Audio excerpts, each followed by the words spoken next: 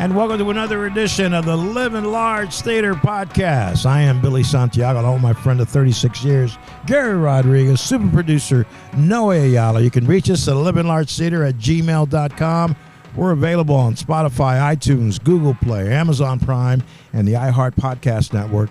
You can reach out to us at 956-451-1633. If you want to become a sponsor of this fine show, please call before 10 o'clock and leave a message. No, you'll answer the phone eventually. You can rate our podcast, share it with a friend, leave us a comment. More importantly, hit that subscribe button so you get notifications next time we have a podcast. Hey, thanks a lot, Billy and Noe. This is Thursday, January the 24th. I should say January 24th, Thursday, January 25th. And this is the Living Large Theater. Noe, I have no idea what season we're in, but I want to tell you, without you and without Billy, there is no Living Large Theater. So thank you both very much. Boom. Oh, yeah. Yes, brother. Thank you. Hey, today we're broadcasting from the Majestic Studios, courtesy of our generous benefactor, Ward Thomas. Thank you, Ward. Thank you, Ward. Living Large Theater, where admission is absolutely free. All you need is a sense of humor and a thirst for entertainment. And don't forget, when you want to relax in style and you want to relax with a touch of class, I suggest Hacienda Dragon Tequila. Try Hacienda Dragon Añejo, Hacienda Dragon Extra Añejo, and Hacienda Dragon Blanco tequilas. Made with 100% agave, grown in the Mexican state of Jalisco. Ask your local retailer to order Hacienda Dragon from their distributor. Again, this is the Living Large Theater, and doing a little current events here, we have a conviction for cop killer Victor Godinez, and that is something that makes me very happy. You know, during the trial, this mullet said he was drunk. Well, I hate to admit it, but I'm going to be a realist here. I get drunk sometimes, but I don't get the inclination to pick up a fucking gun and go kill a cop. This guy convicted, they're going for the death penalty. You know, even with the death penalty, he'll sit on death row and eat all the meat for at least 10 years, I think it is now. It's the average. But he'll be there, and hopefully he gets a little jail justice along the way. You know, you don't kill cops. You don't kill DPS troopers. You don't kill federal agents. You don't kill anybody.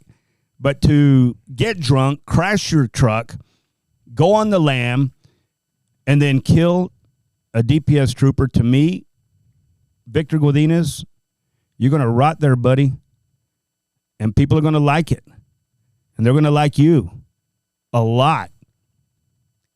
Not only did he kill the trooper, he shot at a couple of Edinburgh cops. Now, you live in Edinburgh, Billy. I don't know, did he hit those cops, or did he just shoot? I'm not aware of that, Gary. Well, even if he hadn't hit them, just shooting at them is a crime. A crime so reprehensible that there's just no way to redeem yourself. So have at it, Victor. I want to congratulate the prosecutors who put all the pieces together from this case from the very beginning, all the investigators, and were able to get a conviction of this cop killer. Oh, my goodness. Reminds me of oh, by the way, we're going to be a little loose with the language today. So if are you feeling it there, Gary? Yeah, I'm feeling it. Yeah. So if that, you know, I mean, I'm just giving you fair warning. Okay. This Victor Godinez story about being in prison. He's going to state prison, I believe, till they take care of him. But reminds me of a joke I heard at comedy night one time at the old 23rd Street Sports Pub, which was on it was on 23rd Street in McAllen. Guy's up there telling a joke, and he goes, there's a white guy who kills his wife's lover, and he gets sent to prison for the very first time in his life. He's never been in jail. So they throw him in the cell with this huge black guy. And the black guy goes, hey, boy, you're in prison. We like to play this little game called Mommy and Daddy. The guy goes, who do you want to be? You want to be the mommy, or do you want to be the daddy? So the little white guy sits there contemplating, well, mommy, daddy. daddy. I don't want to be the mommy. So he goes, I'll be the daddy. And the black guy goes, okay, get over here and suck mama's dick. Sure, we'll be here all week. Tell the amigos, please. Hey, I hope that doesn't offend you. It was just a joke, man. Yeah. Hey. Was that after a couple of shots of tequila there, Gary? Huh? Well, we had a lot of fun there. We did. They would always give us a bar tab, and one way that I got people interested in going up and telling a joke was to hand out a few drinks from our bar tab first, and then they'd go up there and, they'd tell the best and the worst jokes. And some nights were more R-rated than other nights. Oh, but, my goodness. Fun was had by all. How much was the bar tab? They'd give us $125. Yeah. $125. I mean, that's okay. Yeah, that's pretty good. Yeah. I mean, back then was what the beers were. So it gives you an opportunity to buy, somebody comes up and does something really cool. He says, hey, man, give him a drink, man. Give him a round of applause. Give him a drink. Yeah. And we'd actually send pictures to the table. Hey, get that table a picture if somebody from that table comes up here and tells a joke. Put it on my tab. Yeah, put it on my Hey, what if they were no good? They still got a drink. Because, give a glass of water. Well, no, they'd still get a drink because somebody's got to be the first to get up there. And I'm no comedian. Yeah. And to be up there on stage and talking to people that you don't even know and trying to, put everything together and get it set up for the headliner who is going to come in and tell all the real jokes, that's kind of a challenge. So getting somebody from the audience up there and warming everybody up, good or bad, is something that you have to do.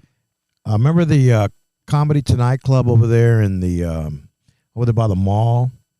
They had a comedy club there. Yeah. We had Wednesday night comedy night, and B104 was the host, and I got up there and I was the host to bring on the comedians. Yeah. And Did you tell any jokes? The owner of the club says, we'll give you 10 minutes to open the show.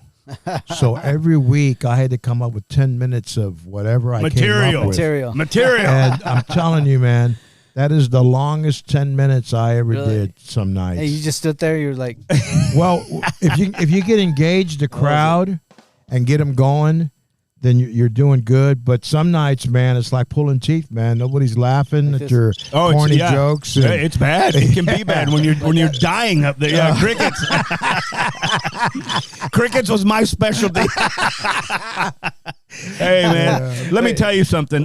Wait, real quick. Go ahead. Did anybody get booed out of there? I did. You did? I didn't get booed out of there. I was working. I was getting paid. I got booed. Yeah. Oh we my got goodness, paid, man. So we had to bring it. We had to bring our A game every time. One we showed time up. at 23rd Street Sports Pub, this lady was heckling me, and I was sweating buckets. I was nervous. I was mad. I was embarrassed that she just kept heckling me, and I from the stage, I just went off. I go, look, mojada, you don't have to you don't have to laugh at these jokes if you don't like it. Well, guess what?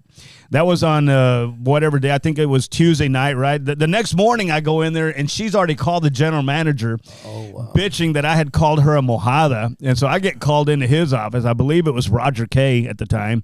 And I said, Roger, I said, she was fucking with me. She was heckling me, Raj. What else could I do? I had her shut her down. He goes, okay, I understand. Oh, wait. They could just call? I mean, I know you're working. I know you're working. But people, they know where you work at, and they don't like what you said. Or oh, did my to them. goodness. Yeah, that happened all the time, man. Wow. Especially regarding the B104 vans, And Gary, we had to come up with, the first we apologize letter. We had to come up with the standard apologize letter for Gary, because every once in a while he'd go off on somebody. Here he had it already, Gary. Yeah. And then once we hired AC Cruz, bless his heart, may you rest in peace. Yeah, Cruz. my name went off the letterhead, and then they superimposed AC Cruz there. AC Cruz apology letters. Oh, man. my goodness. The things that we did there, man. Look, what I was going to say earlier, we could have a guest every week. It's easy. We have people wanting to be on the show. It could be you. But sometimes I want to talk about me. And so we don't have a guest today. We have plenty. We'll have a guest next time. But, this is fun. I enjoy jamming out with Billy and Noe here and sort of reminiscing about, just the other day. And I think we've mentioned this. Just the other day. I think we've mentioned this a couple of times on the show, but I actually ran into a lady at the grocery store. This is so fucking funny, man. She said that she and her husband had won the Pachanga package from B104. Do you remember that promotion? Right. And she said that me and you and AC Cruz and the B. She didn't know who the B. I'm assuming it was probably Raul. Cool Raul, the B. Either that or Tony Farina, one of the two. Well, she said it was me, you, AC Cruz, and the B showed up at their house and ate more meat than we took. That was part of the package. We would actually take meat and chips and dips. We took everything. We cooked the meat. Yeah, we did that. But what we also did is we invited, this was an opportunity to hang out with not only the winners' family and stuff, but some radio station people. So we'd always ask, anybody want to go to the Pachanga Patrol? We'd have them on Saturday nights. Yeah. And people would volunteer to show up, man. Yeah, and that's what I told her. I said, well, hey, you had 4 of us there. We were all on the air. She was joking. She wasn't upset. She just thought that it was really funny and they brought all the alcohol too, right? We drank their alcohol because we weren't allowed to take it. But they always had I think back then the popular drink was Miller Lite. Bud Light. Bud Light, yeah. I still don't drink Bud Light. All right, Gary, so here we are, a couple of weeks after the Cowboys lose in the playoffs. Mike McCarthy's coming back for another year without an extension on his contract. Yep. Dak Prescott's going to be paid maybe $60 million next year. I don't think he deserves it. And then you have all the drama with CeeDee Lamb's mom and CeeDee's nuts. And Parsons' brother. Yeah. But Dak ought to just take $40 million so everybody else can get paid and keep the team together for another year. What's your point? I'm asking you. Oh, yeah. How are you feeling about that, Gary? I'm saying this. I'm saying with all the available coaches, first of all, I get it. Hang on to Mike McCarthy. He's got one more year. He's not going to get any more of that. They owe him the money anyway. Try to get what you can out of one eye. And then as far as Dak, what's wrong with his eye? It's just all sleepy and shit. And then you got Dak Prescott, who crumbles like a wet piece of lint at the first sign of a challenge. I saw the game with the Packers. And, before the game started, Jordan Love's out there flipping the ball back behind his back, underhanded and around his ears, and just looking calm and collected and cool as a cucumber. And then they show Dak Prescott, his eyes are bigger than saucers, and he's just got this frightened look on his face. Right? Yes. And he's already lost the game at that point. But it's before the kickoff, it's like the game's just too big for him. Big for him. Yeah. Yeah, too big for him, too big for his brain, because on paper, he's got all the attributes to be a winning quarterback. Stud arm, tough legs, thick thighs, big heart, but he just ain't got it up here. He can't calm himself down. He goes into the big games frightened. And, contrast that with a guy who, he sat behind Aaron Rodgers for 3 years, but essentially he's still kind of a rookie as far as a starter goes. He can fling the ball, though. Yeah. You're talking about Jordan Love. Yes. Yeah. I see. He's got some Brett Favre in him, man, the way he was flinging the ball. Yeah. And that's what it takes. Prescott, not so much, man. You're right, Gary. Every time they would show a close-up of him in his face, man, his eyes were just like. Yeah, and then he was on there looking at that stupid little Surface computer, and I'm like, dude, wake up. Start watching the game. Your little computer there can only show you so much, and I don't know. I don't know, man. I think we need a new quarterback. I think there's many out there. I don't know if I'd get one of these high-priced rookies out of college. They say Jaden Daniels out of LSU would be a good choice, but who's the guy that they got from San Francisco? Trey Lance. Trey Lance. Is he something that I don't know, man?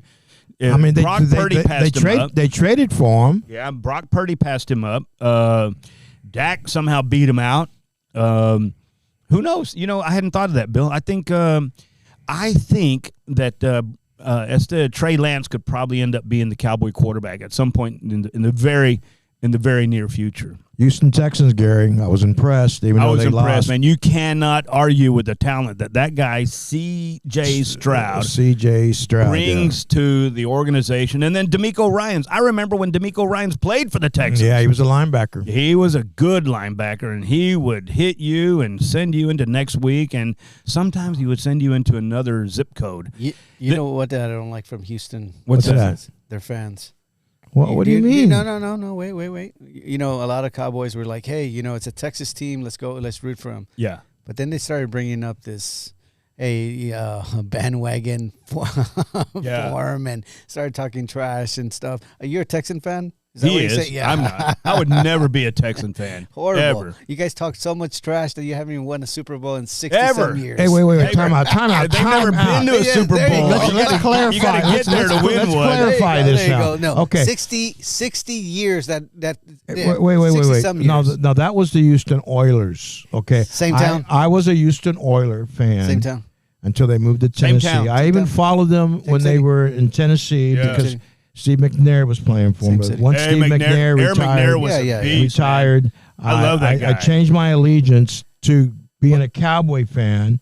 But they got But they got I a can humble feel pie. I can feel Gary's pain. Humble pie. I can feel Gary's pain every year, and I hate that, man. Well, you It's feel like, my pain with my 5 Super Bowl trophies. Yeah. you know, and and Houston has how many? it's been trophies? 28 years.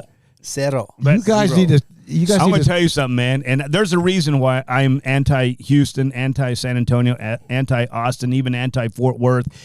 Growing up in Dallas, Texas, you are trained, brainwashed, convinced that every other city in Texas absolutely sucks, that the only great city in Texas is Dallas, and that's how I was brought up. So, screw the Oilers, screw the Texans, screw the Astros, screw the Rockets, screw the Spurs.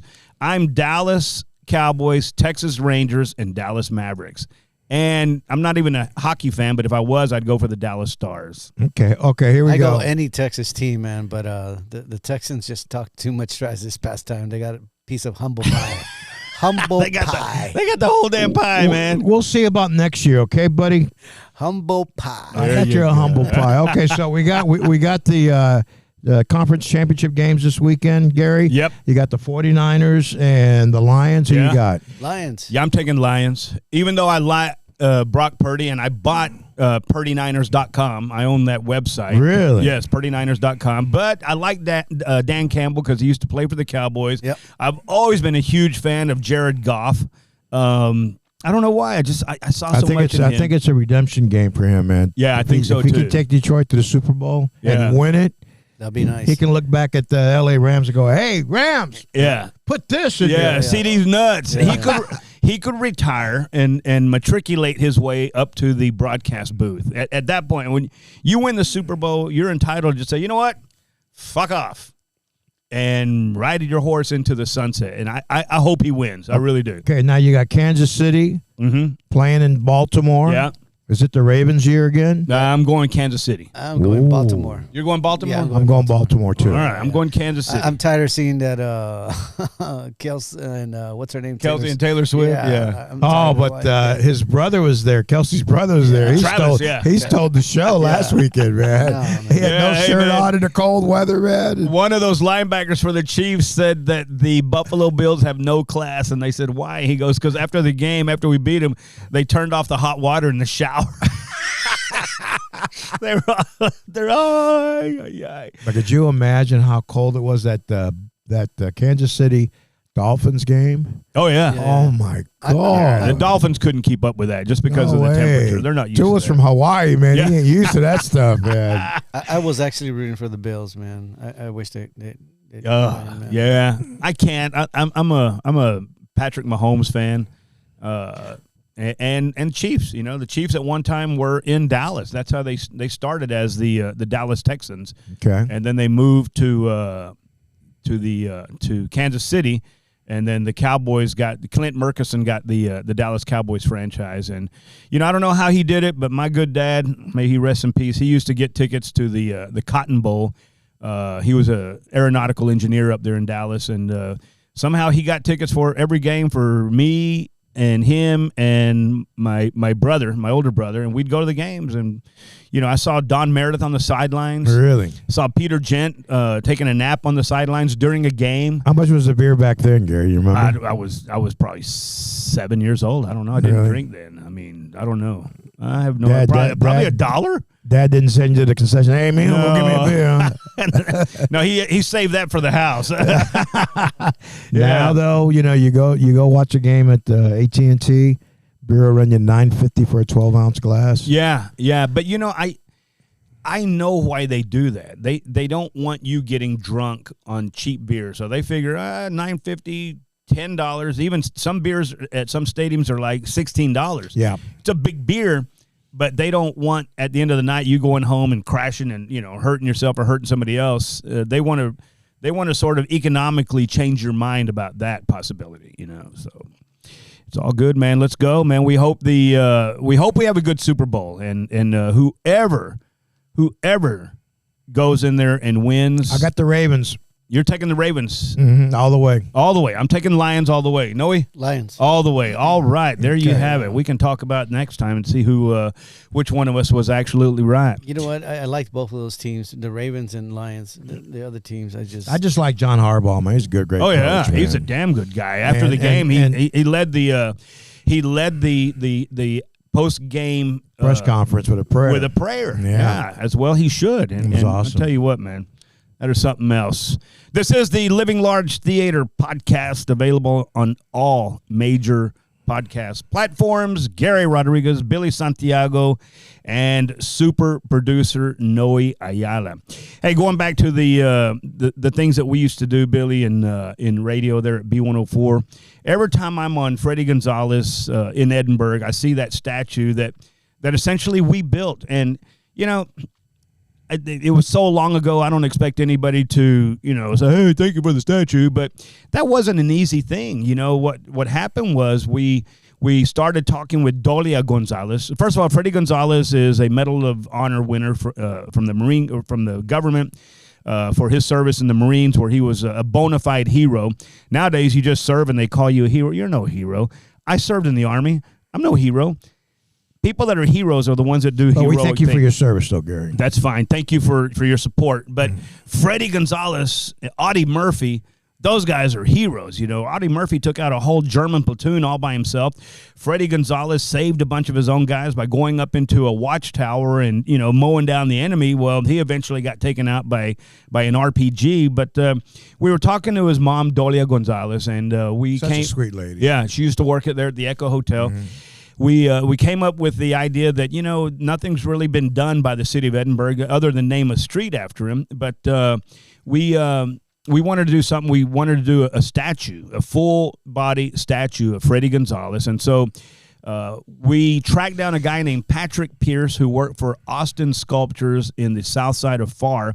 And I went over there and I met with him, and he told me, he says, well, yeah, we could do this statue of Freddie for you, but it's going to cost like $45,000. And, nobody had $45,000. Nobody wanted to pony up $45,000, least of all the Edinburgh Chamber of Commerce. But so Billy and I put together two concerts, 95 and 96, the Freddie Gonzalez Memorial Day Fiesta. Mm-hmm. Billy did his thing, working his magic with bands to get. You brought in Jamie Walter, right? Was that who that was the first time? Nikki French, when she had a big song out. Yeah, that's right. And then we had local bands, there was a guy, Maximilian. Yeah, remember that? Yeah, of Fat course. Boy. Yep. Yeah. See if you can find that song, Noe. Maximilian, Fat Boy. So we. Not for a Texas fan. we had these two concerts, messing with you, man. And then we were able to do a bust. So in 2 years, we raised $3,000, and that's about exactly how much the bust cost. But I'm just so proud that B104 played like a huge role in having that statue. And you know what, Billy? Nobody fucks with that statue. There's no graffiti. The Edinburgh Parks and Recreation Department landscapes the area around there. The one bad thing I think is the reality is they put those Spanish olive trees all around them, and they drop on the ground. People step on them, and it's just a messy tree. But I'm proud of what Worse you than did. acorn trees? I think, well, acorns are bad because you can slip on them. I've done that. Man, my front yard is full of acorns. Wow, you're nuts. Them nuts. Hey, so that was one thing we did. The other thing we used to do, we used to donate buckets of money to teach the children. Remember that? They'd buy pencils and papers and erasers and stuff for area students. We did it with Beach Bash. And then I don't know who did this. Maybe Leti Valadez from Channel 5, because I know she was a big Donny Osmond fan. But Donny Osmond showed up in a softball game in Harlingen. Yes. And we played against Donny Osmond. And they band, called it Pato Love.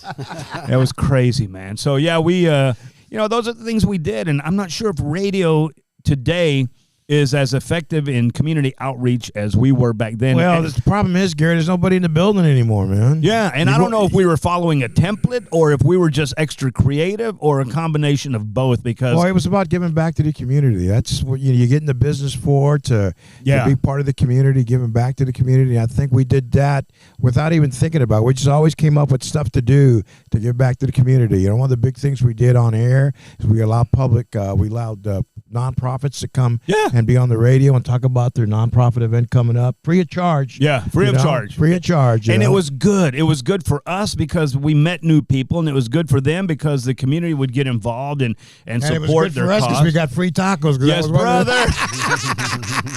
Hey, man. And then Toys for Tots. We did a big thing for years and years with the Marine Corps, and these two guys would come in and they would talk about Toys for Tots and where their boxes were, and they'd be talking, and I'd be in the background. I'd be going, hoo-ha! The one sad thing about that, Gary, is that later on, that Marine Corps location in Harlingen, a lot of their guys left. Yeah. To go to war. And so there was nobody there. To collect the toys and stuff. So it got pretty bad for them, though. But they still get after it. It was year. Slim pickings for a while. It was. But it's the effort, and if you have a concerted effort to raise toys or gifts for people, and even if you get just one gift out of your whole campaign, I say you have succeeded. We also did things for the food bank. Remember that? We had a lot of connections with the food bank. In fact, I don't know if you remember this, Billy, but B104 was a huge part of the very first Feast of Sharing that HEB did down here, and they had it at Palmer Pavilion in McAllen, and this guy Eddie Garcia from HEB in San Antonio brought this huge food truck to come over, and he did all the cooking there. And you remember Virginia Perez, right? She was their PR girl here from the late Virginia Perez, may she rest in peace. And and she would come on the air, and we would talk about Feast of Sharing and what it was for. And it was essentially, it wasn't to help poor people. It was to share HEB's abundance with anybody that wanted a meal. That's right, for Thanksgiving. Yeah, exactly. And then that was awesome. They eventually expanded it, I think, into the Weslaco area. No, it's in Harlingen. It's in Brownsville. Yeah. So hats off to HEB and Eddie Garcia. Man, we had so much fun with those guys. Does Eddie still work for HEB? Do you know? I think Eddie retired. Yeah, okay. But he was a ball of fun, man. A ball of fun. But the one thing, we leave you with, if you're in that position in your life financially, even if you're not, but always giving back is always a good thing to do, because it makes you feel better that you're giving to your community, be it a monetary donation, volunteering, or helping those less fortunate. I got a friend of mine. She helps the homeless people during the cold weather. She has a GoFundMe account that she collects money. She puts them up when the weather's real cold. Yeah. She puts them up in a hotel for a night or two. Down here? Yeah. Oh, wow. Yeah. That's awesome, man. What's the name of her nonprofit? No, it's just her. Oh, it's just her. And she's got a GoFundMe account. She has a heart of gold, man. She has a heart of gold. Well, next time a event comes up here and somebody needs a hotel room, maybe we can promote it and put people in touch with her and just donate, man. I always say this: the more you give, the more you get. Now, you can't give to get. You just have to give. You just give. Yeah. Yeah, we give to the church. I give to charity every month. I got about 3 or 4 charities I donate to, even though I'm You're an angel. You are an angel. I just do it just for my sake. Amen. And if you're going into politics, please make sure you actually do some kind of what do you call it? Reach out programs. You volunteer. You go. That should be your baseline of your whole campaign, is what you've done in your community. Exactly. That's a good point. Yeah, man. you just don't start that year. Hello. Yeah.